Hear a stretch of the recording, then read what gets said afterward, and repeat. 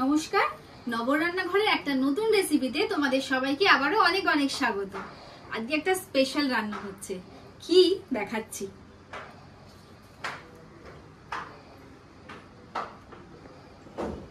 এই দেখো,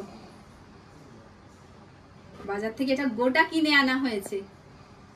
তো এটাকে আগে ভালো করে পরিষ্কার করে কেটে নেব। মাছ তো ধুয়ে নিয়ে চলে এসেছি, এবার মাছের মধ্যে নুন আর হলুদ মাখিয়ে নেব।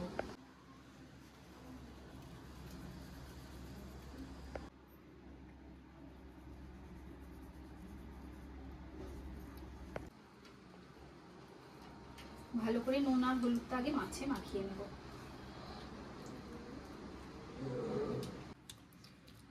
মাছটা ভীষণই ভালো, সেটা হাত দিয়ে আমি বুঝতে পারছি।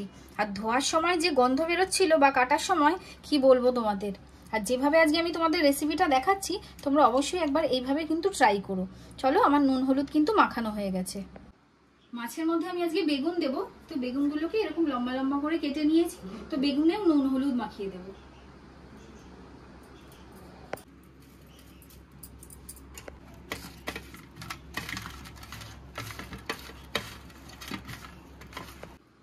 এবার একটা মশলা বাটতে হবে, তার জন্য আমি নিয়ে নিয়েছি কালো সর্ষে, রসুন আর কাঁচা লঙ্কা। এই কালো সর্ষে, রসুন আর কাঁচা লঙ্কা সামান্য নুন দিয়ে আমি একদম মিহি পেস্ট করে নেব। সর্ষে বেটে নিয়ে চলে এসেছি, এবার সর্ষেটাকে একটা ছাঁকনির সাহায্যে ছেঁকে নেব।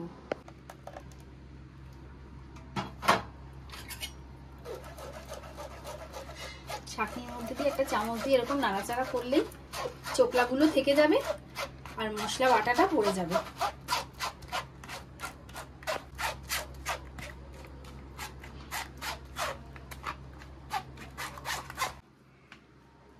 খুব ভালো করে সর্ষেটা ছেঁকে নিয়েছি, দেখো কতটা চোকলা বেরিয়েছে।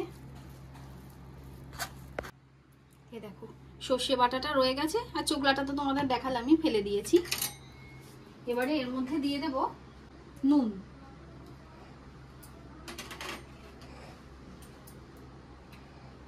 সামান্য হলুদ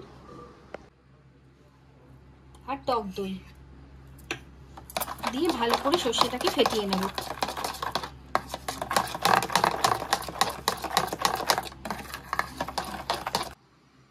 ফ্রাইং প্যান বসিয়ে দিয়েছি, দিয়ে দিচ্ছি সর্ষের তেল। ইলিশ মাছ মানেই তো সর্ষের তেল ছাড়া চলবেই না।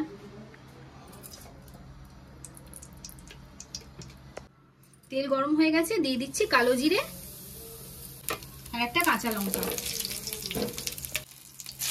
এবার বেগুনগুলোকেও ছেড়ে দিলাম।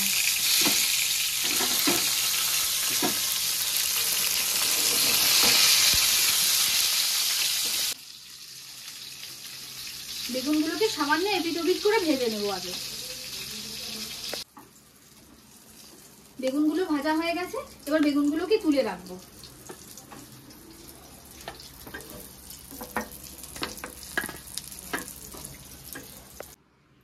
এবার ওই তেলের মধ্যেই মাছগুলোকে সাজিয়ে দেবো আগে।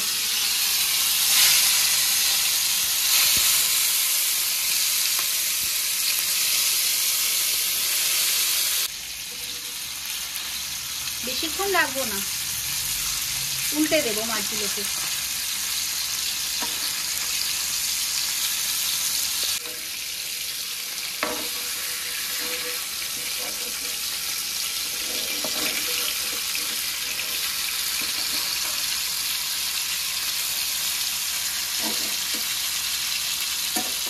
এবারে এই মশলাটাকে এর মধ্যে দিয়ে দেব।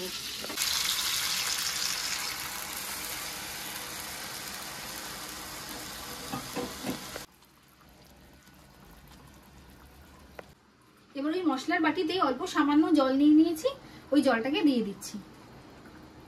জল দিয়ে আর কিচ্ছু করার নেই, জাস্ট একবার এরম ভাবে নেড়ে, খুন্তি দেবো না, এখন নেড়ে নিয়েছি। এবার ঢেকে দেব। ঢেকে দিয়েছি, এবার মাছটাকে ঢেকে সেদ্ধ হতে দেব। আর এই মশলাটায় তোমরা দেখেছো আমরা সর্ষের সাথে আমি রসুন বেটেছি। অনেকেই হয়তো ভাববে যে ইলিশ মাছে আবার রসুন। আমি বলবো হ্যাঁ, একবার সর্ষের সাথে রসুন বেটে মাছটা ট্রাই করে দেখো, তারপর আমাকে বলো। চলো এবার খুলে দেখি।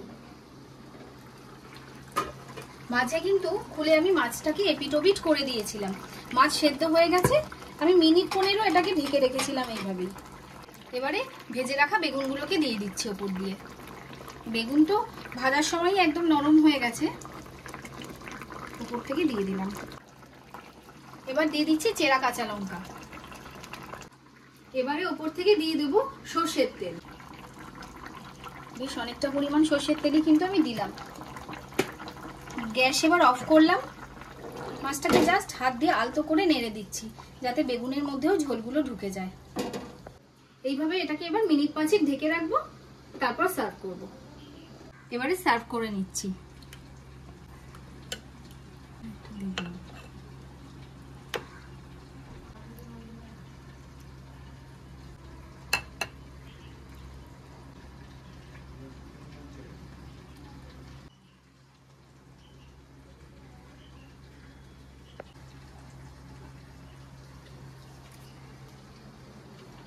তাহলে এই ইলিশ মাছের রেসিপিটা তোমাদের কিরকম লাগলো সেটা কিন্তু অবশ্যই আমাকে কমেন্টে জানাবে।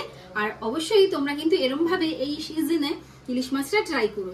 ভালো লাগলে একটা লাইক কমেন্ট শেয়ার করে দিও। তো দেখা হচ্ছে অন্য ভিডিওতে অন্য আরেকটা নতুন রেসিপির সাথে। তো সবাই সুস্থ থেকো, ভালো থেকো, সাবধানে থেকো।